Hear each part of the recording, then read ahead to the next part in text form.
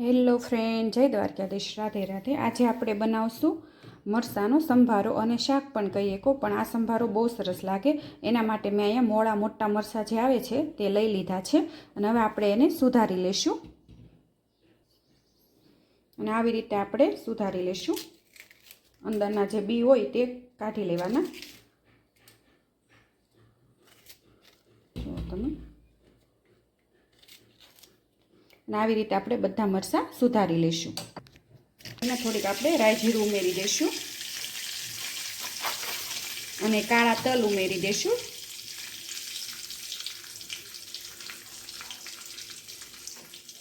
અને અહીંયા રાઈ જીરું પણ આવી ગયું છે। હવે આપણે મરચાં ઉમેરી દઈશું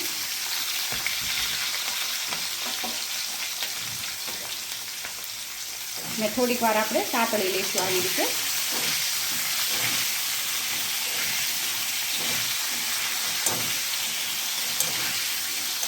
અને આ મરચાંનો સંભારો તમે રોટલા સાથે પરોઠા સાથે બહુ સરસ લાગે અને ઝટપટ બની જાય। જો તમે આવી રીતે આપણે મરચાંને ચડવા દઈશું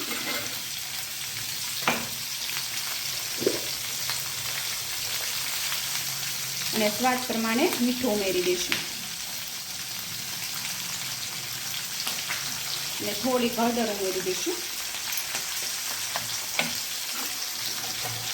અને હલાવતા રહીશું આવી રીતે।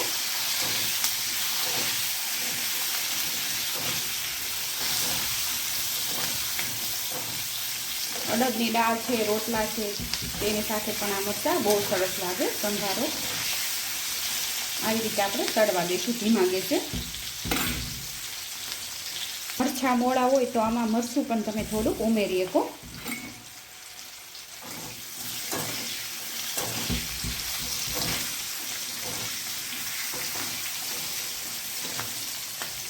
અને મરચાં પણ સડી ગયા છે અને જે હવે આપણે ધાણા અને વરિયાળીનો પાવડર કર્યો છે, દરદરું ખાંડી લીધું છે, તે ઉમેરી દઈશું અને ગેસ ધીમો કરી દઈશું।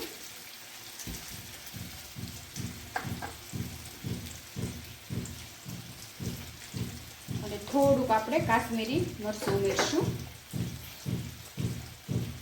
અને ધાણા જીરું ઉમેરી દઈશું 2 ચમચી।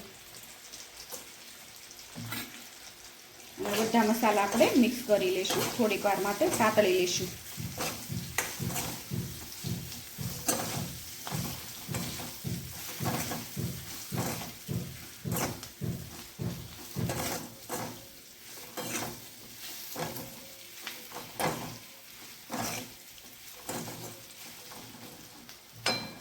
અને ગેસ બંધ કરી દઈશું અને ઉપરથી આપણે થોડુંક લીંબુ નીસવી દઈશું, તેનો પણ સ્વાદ ખાટો મીઠો સરસ આવે।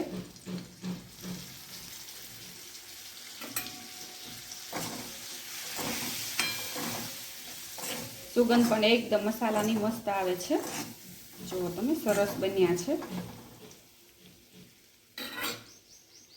અને ઉપરથી કોથમીર ઉમેરી દઈશું અને અહીંયા મરચાંનો સંભારો કે શાક આપણું તૈયાર છે।